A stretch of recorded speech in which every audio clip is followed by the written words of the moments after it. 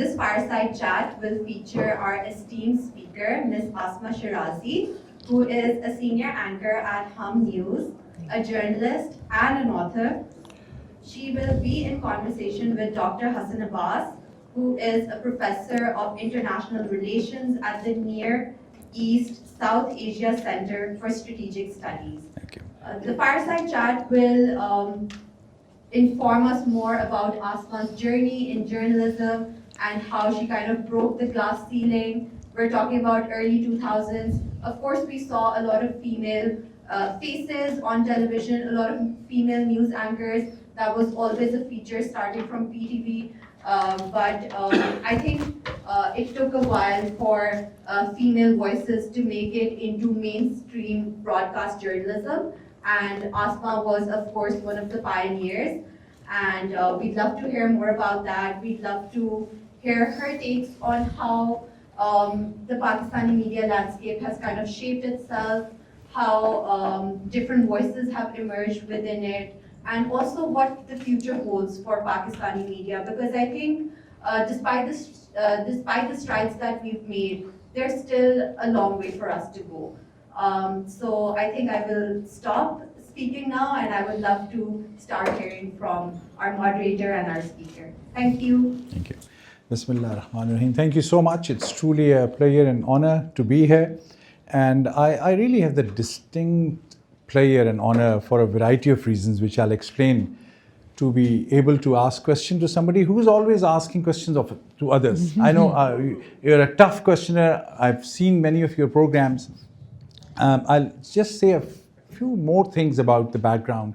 And then the plan is that I'll have 3 or 4 questions, then we'll open it up. Hopefully in about 30 to 35 minutes will be over, but we'll keep it crisp and focused. And also we'll keep it bilingual. میں دیکھ رہا ہوں سب لوگ اردو جانتے پڑھتے ہیں, صرف Christopher نہیں ہے. کرسٹوفر آپ ساؤتھ ایشیا کے بہت بڑے اسکالر ہیں. آئی نو کہ بائی ناؤ آپ کو اردو آتی ہے. Okay, I have your permission, God bless you. یہ کرسٹوفر کینلن بہت زبردست اسکالر ہیں ساؤتھ ایشین اسٹڈیز کے یہاں ویلزلی کالج میں. تو اسما شرازی صاحبہ, اس سے پہلے بھی کہ میں آپ کا تعارف کراؤں, اس وقت ساری دنیا کے جرنلسٹوں کا رخ پاکستان کی طرف ہے اور وہ پاکستان میں بیٹھے ہیں. How are you feeling to be hair?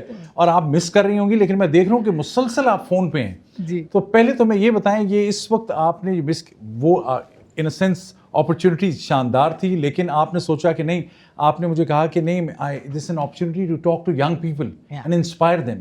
And you are a figure جو ہمارے ینگ جنریشن کو, جیسے ہم چاہتے ہیں کہ وہ آپ جیسے دلیر ہوں, آپ جیسے حق گوئی کریں. کبھی سخت سوال آتے ہیں, کبھی نرم, لیکن آپ نے ایک ایسا زبردست محاذ ہے جرنلزم کا, حق و صداقت کا, جو آپ نے وہ علم جو ہے بلند کیا ہے. So first tell us quick way کہ آپ یہ مس کر رہی ہیں سچویشن پاکستان میں. آپ میں یہ کہتا کہ آپ یہاں کیا کر رہے ہیں. اچھا, نہیں, بہت بہت شکریہ, اور I am really honoured, humbled that I am here in Harvard and speaking to you all. It's a pleasure and it's an honor. So let's start with this question, that what am I doing here? So I think commitment matters, and in journalism commitment matters more. And بس یہی تھا کہ جب سب لوگوں کا رخ Washington کی طرف نہیں تھا اور واشنگٹن سے لوگ جا رہے تھے, تو ہم جو ہے وہ واشنگٹن آ رہے تھے. تو اس کی وجہ یہ تھی کہ خبر دینے والوں کو پتہ ہوتا ہے کہ خبر جو ہے وہ کہاں سے آنی ہے. تو خبر جو تھی وہ واشنگٹن سے آ رہی تھی, اور آپ نے دیکھا بھی کہ ایک ہی سورس تھا جو کہ جس نے پریس کانفرنس کی, اور وہ جے ڈی وینس تھے, جنہوں نے وہاں پہ لوگوں کو بتایا کہ یہ, otherwise you know everybody was mum there in Islamabad. So ہم نے پہلے سے ہی اپنے سورسز سے جان لیا تھا, تو اس لیے ہم یہاں پہ آ گئے. مگر دل میں جو ایک کھلبلی سی تھی وہ تو مچتی رہی, وہ شور جو تھا کہ بھئی اتنا بڑا وینیو ہے. ڈپریشن بھی تھا تھوڑا سا, because me and my husband both are journalist. تو ہم رستے میں یہی بات کرتے ہوئے آ رہے تھے کہ بھئی ہمیں جانا چاہیے تھا کہ نہیں. So but commitment is commitment, so that is why we are here. بہت خوب, بہت خوب, تھینک یو. دوسری بات, ہم اکثر وی نو ہر تھرو ایز اے جرنلسٹ, لیکن ان کے بعض تعارف میں اس لیے کر رہا ہوں کہ وہ اس سے ان کی اہمیت کا اور ان کی اسٹرگل کا پتہ لگے گا. کیونکہ پہلا سوال جو میں ان سے کرنا چاہتا ہوں ان کی اسٹرگلس کا کرنا چاہتا ہوں. شی از پاکستان's first female war correspondent. She is Pakistan's first female news show host. She's first Pakistani woman political correspondent. یہ جو نیا ایک اسپیس کریٹ کرنی ہے خواتین کے لیے, اب تو پاکستان میں بہت سی خواتین ہیں, but you were the pioneer. اور مجھے یاد ہے 2006 میں جب لبنان اسرائیل کی وار ہوئی تب آپ لبنان میں تھیں. I have seen you interviewing Muslim Khan. یہ سب سوات میں سب سے خوفناک پاکستان کا ٹیررسٹ تھا, اس کو بھی انٹرویو کیا. انڈیا میں خوفناک ترین آدمی تھا بال ٹھاکرے, اس کو بھی انہوں نے انٹرویو کیا. تو آپ ہمیں یہ بتائیں, یہ جو آپ نے اتنے دلیرانہ کام کیے وچ جنرل مشرف نے آپ کو بین بھی کیا تھا ٹیلی ویژن سے, یہ کہنے کو تو آسان ہے, یہ 5 باتیں آپ کے میں ایوارڈز بھی بہت سے گنوا سکتا ہوں, لیکن یہ کوئی آسان سٹرگل نہیں ہے. اس میں آپ نے ایک پوری جو ایک سوسائٹی آپ کی جو میل ڈومینیٹڈ, کیا میل شوونسٹ سوسائٹی ہے, اس کے اندر اپنی اسپیس کریٹ کرنا, اور فیملی کا بھی ہو سکتا چیلنج ہو. We are happy to welcome your husband also and your son Hussain and Mudassir also. یہ کیا چیلنج ہے, وہ آپ نے کیسے یہ پوری یہ ایک کامیابی جو ہے اس کی میں کیا کیا رکاوٹیں تھیں, کیا اسٹرگلس تھیں, اس بارے میں ہمیں کچھ بتائیے. میرا خیال ہے کہ سب کی ڈاکٹر صاحب ایک کہانی تو ہوتی ہے. میری کہانی اس طرح سے مختلف ہے کہ I belong to a Syed family جو کنزرویٹو ہے, جہاں پہ لڑکیاں جو ہیں وہ صرف یا ڈاکٹر بنتی ہیں یا پھر وہ ٹیچرز بنتی ہیں. سو میرے لیے, اور میری تھوڑی سی جو ایجوکیشن جو تھی وہ میری گاؤں میں بھی ہوئی, کیونکہ my mother is a retired teacher, تو وہ وہاں پہ پڑھاتی تھی. سو میں وہاں پہ میں نے پڑھنا, ان کے ساتھ میں رہتی تھی. باقی میرے بہن بھائی جو تھے وہ اسلام آباد آتے جاتے رہتے تھے, میرے فادر وہاں پہ کام کرتے تھے. I was born there in Islamabad, but یہ کہ کچھ عرصہ مجھے گاؤں میں رہنے کا بھی موقع ملا. تو ایک پوری کنزرویٹو انوائرمنٹ تھی جس میں کہ بالکل بھی یہ تصور نہیں تھا کہ کوئی لڑکی میڈیا میں جائے گی, اور میڈیا کو شوبز تصور کیا جاتا تھا ہمارے فیملیز میں, گاؤں میں. My father was very liberal, broad minded اور پروگریسو آدمی تھے. تو ان کا یہ کہنا تھا کہ بھئی آپ کو نہ عشرت فاطمہ بننا چاہیے, یعنی دا الٹیمیٹ گول جو تھا وہ یہ تھا کہ وہ نیوز کاسٹر کا ہے کہ وہ آپ کو کرنا چاہیے. سو لیکن پھر ہم اسلام آباد میں تھے, تو پھر اس کے بعد تو میں ڈبیٹنگ میں تھی, پھر ڈبیٹنگ میں پھر میں ریڈیو شروع کیا ساتھ میں کرنا. تو میں نے ایف ایم کیا, اور ایف ایم جب شروع ہو رہا تھا, جب کیا تو ایک اللہ کی طرف سے الیکٹرانک میڈیا کا آغاز ہو رہا تھا, اور ہماری جو تھی وہ نوجوانی شروع ہو رہی تھی, تو وہ اپرچونیٹیز گریب ہوتی چلی گئیں. میرا خیال ہے اس میں اللہ تعالیٰ کا کمال زیادہ ہے.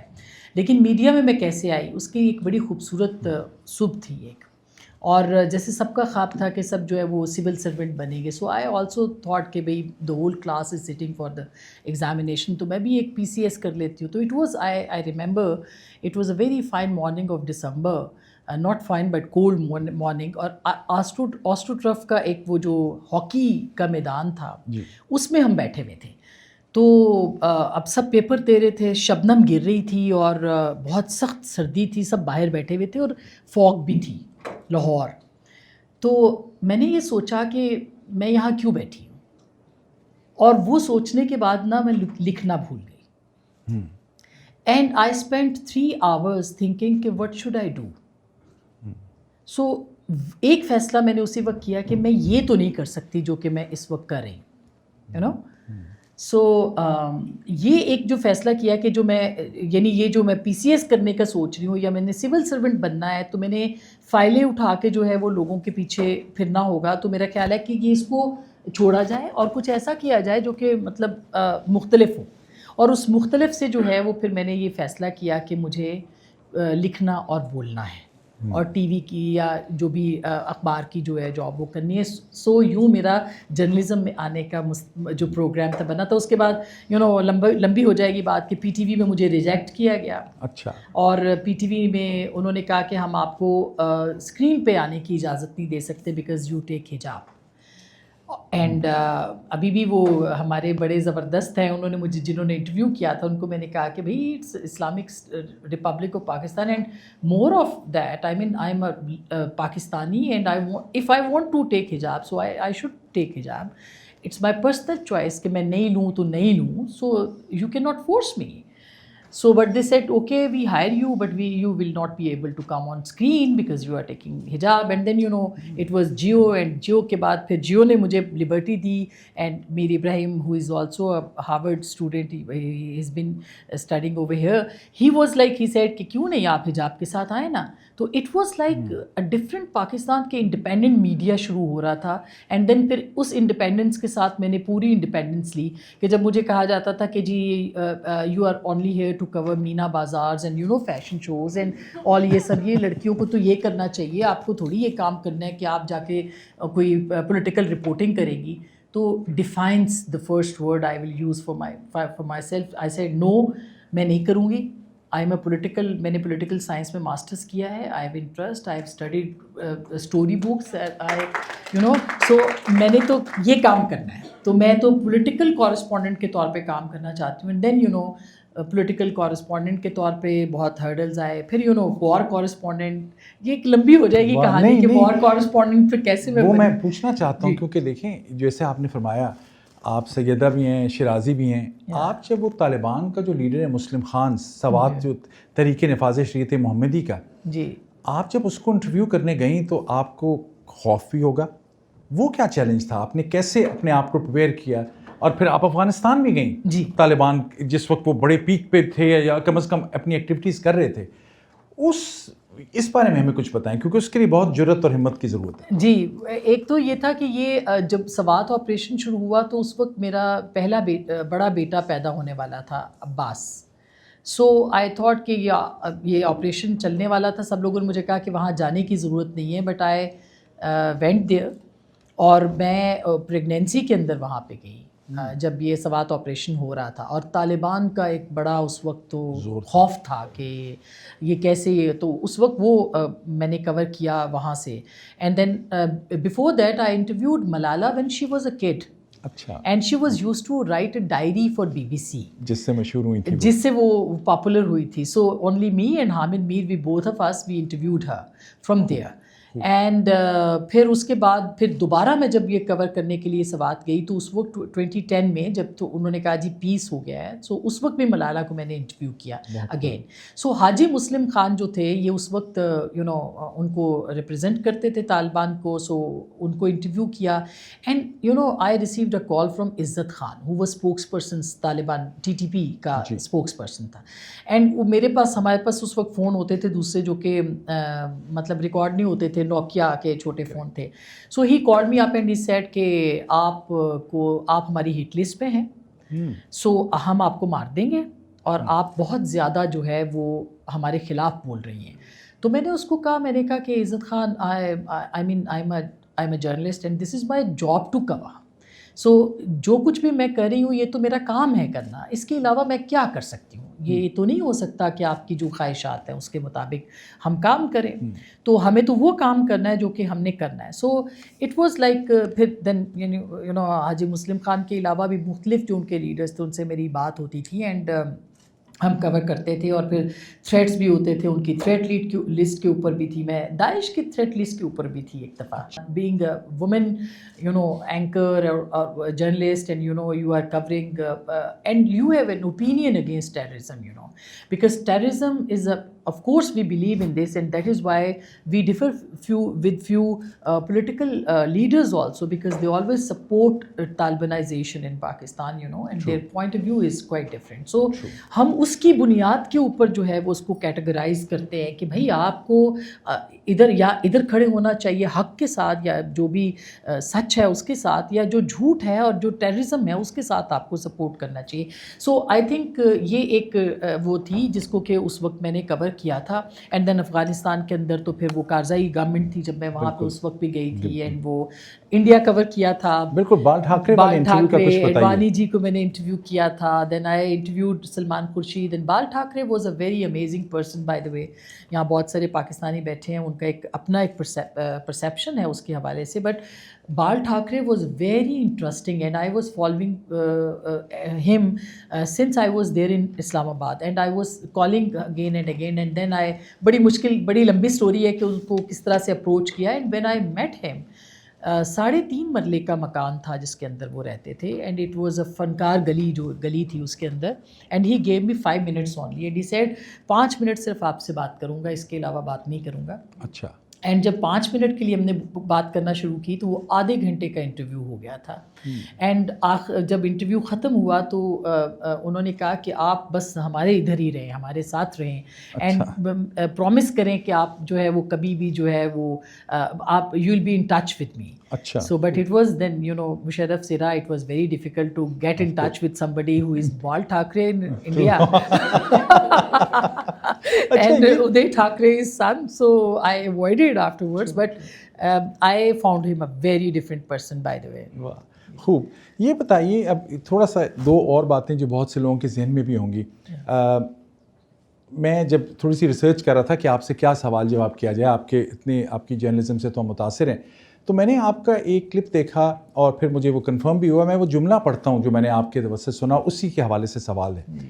آپ نے اس میں کہا کہ کچھ وقت کبھی گولی سے ڈر نہیں لگا, گالی سے ڈر لگتا تھا, اب وہ بھی نہیں لگتا.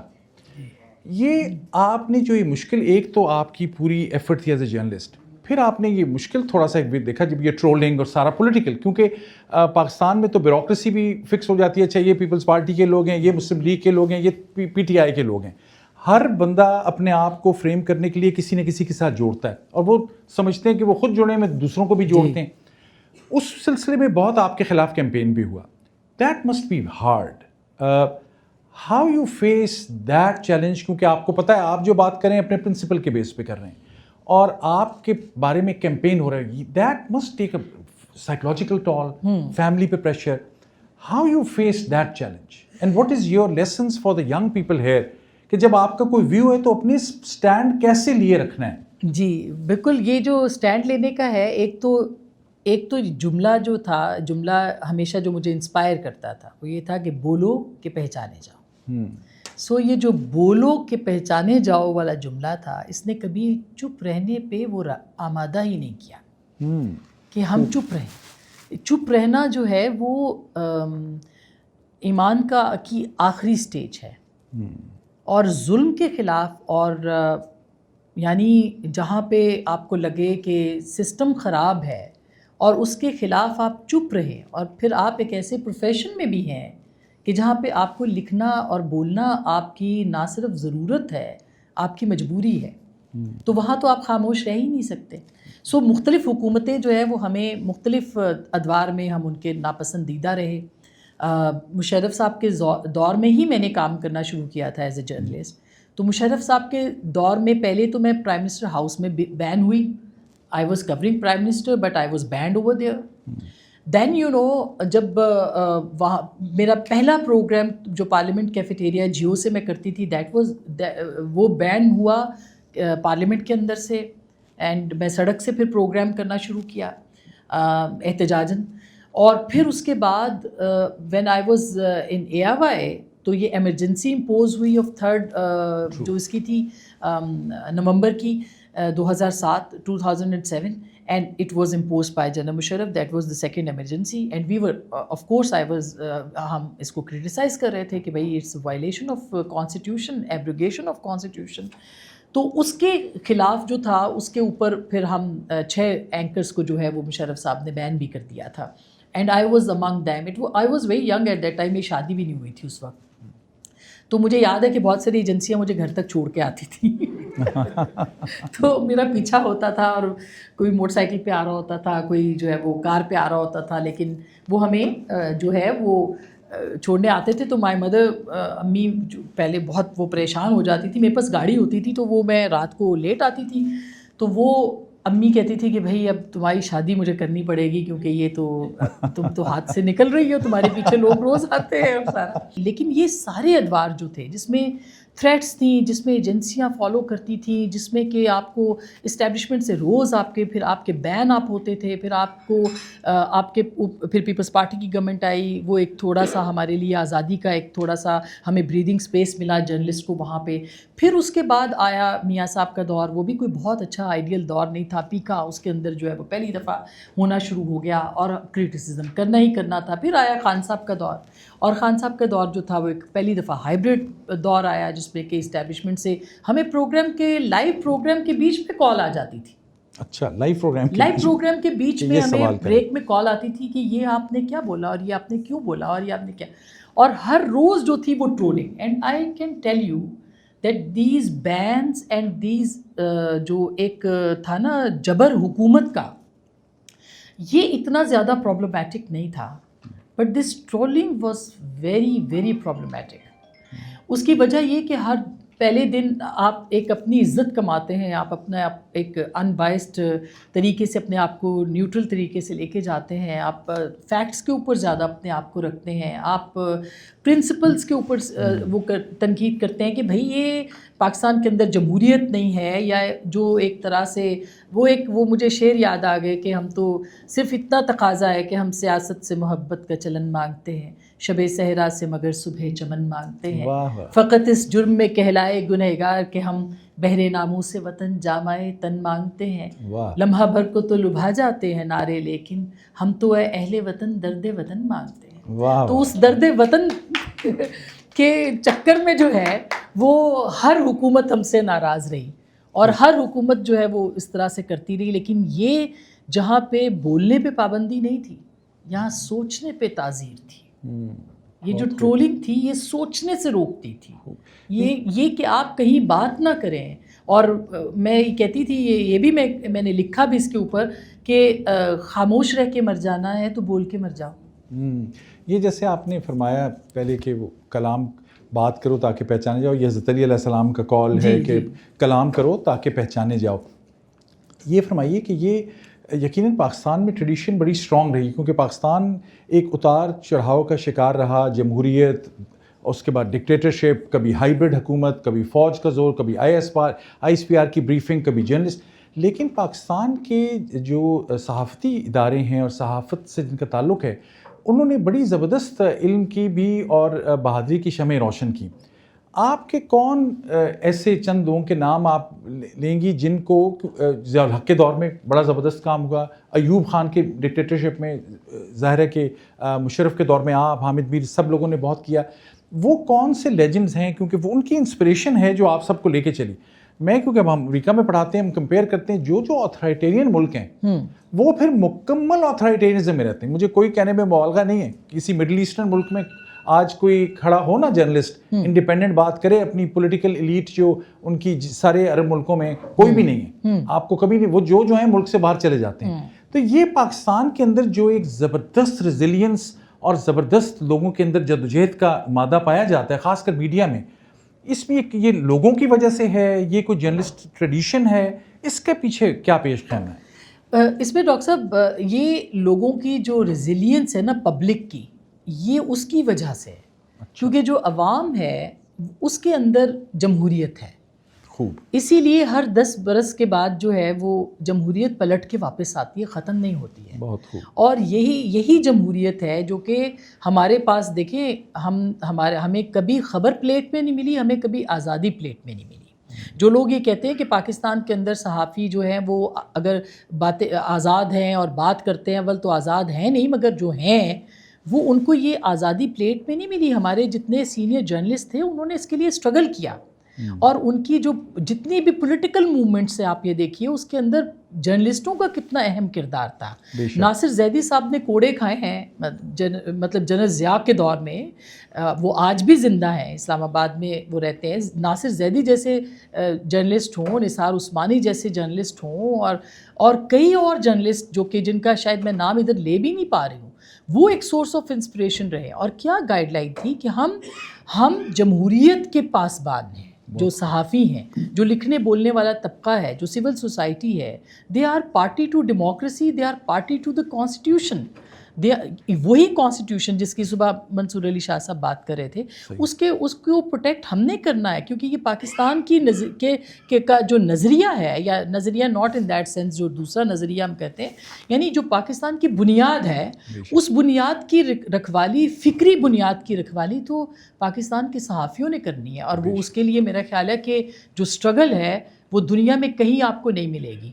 کہ جہاں اس وقت بھی سب سے زیادہ صحافی جو ہیں وہ اگر کہیں جو پہلے 5 ملک ہیں ان میں پاکستانی ہیں جو کہ صحافی مارے گئے ہیں، اور بہت سے ایسے لوگ ہیں انسنگ ہیروز، کوئی بلوچستان کے اندر ہے، کوئی وزیرستان کے اندر ہے، کوئی کسی ایریا کے اندر ہے، کوئی کہیں پہ ہے، کوئی سندھ کے اندر ہے. تو یہ these all journalist I mean they are unsung heroes. ان کو مارا اس لیے گیا، they were murdered, they were killed because of their resilience and ان کی جو ایک جدوجہد ہے حق کے لیے، سچ کے لیے، اور خبر کو ہم روک ہی نہیں سکتے، یہ ہماری جبلت میں ہے، حریت پسندی. صحیح فرما رہی ہیں. اب کیونکہ ہمارا یہ ان کا اس سیشن کو انہوں نے تھوڑا شارٹ رکھا، ان کا خیال تھا بڑے تیز و ترار سوال جواب ہوں گے، لیکن ہم آپ کی باتیں کیونکہ زیادہ سننا چاہتے ہیں تو ان قریب ہم جائیں گے. یہ جب بھی آپ کا سوال ہو، یہ کیونکہ اب انسٹیٹیوشن جو آرگنائز کریں ان کی پالیسی ہے کہ میں کوشش کروں گا کہ اس کو اگر ہم وائلیٹ نہ کر سکیں. مجھے بڑے دوست احباب نظر آ رہے ہیں، محمود جعفری صاحب بیٹھے ہیں، بڑے علمی خاندان تعلق ہے، شاہد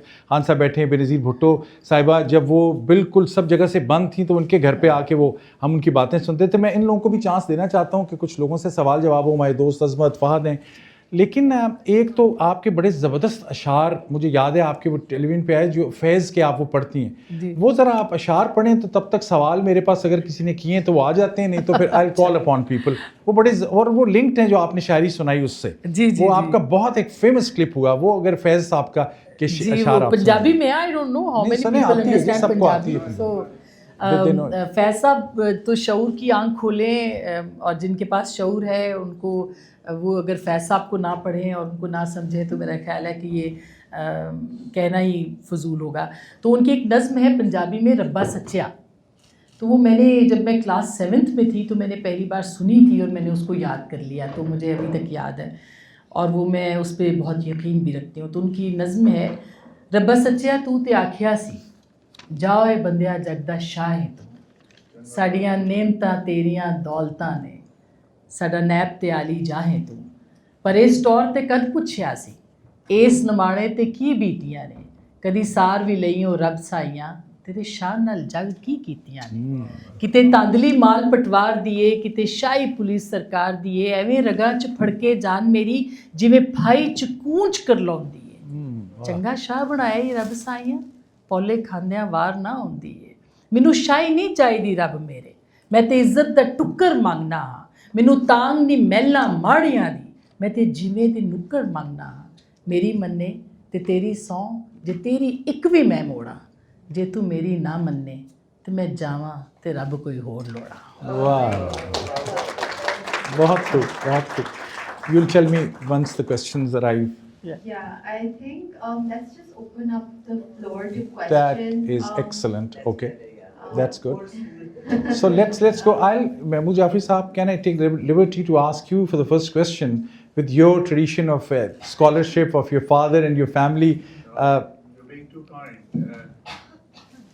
پہلی بات تو یہ شکریہ بہت بہت حسن اللہ صاحب، آپ کی نوازش کے آپ نے مجھ کو یہ موقع دیا.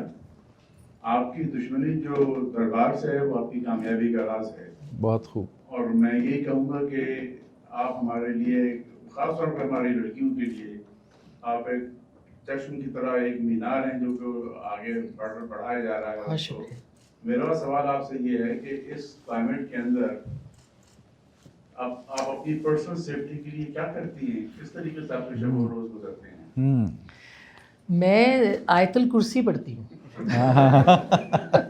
نادی علی اور آیت الکرسی پہ گزارا ہے.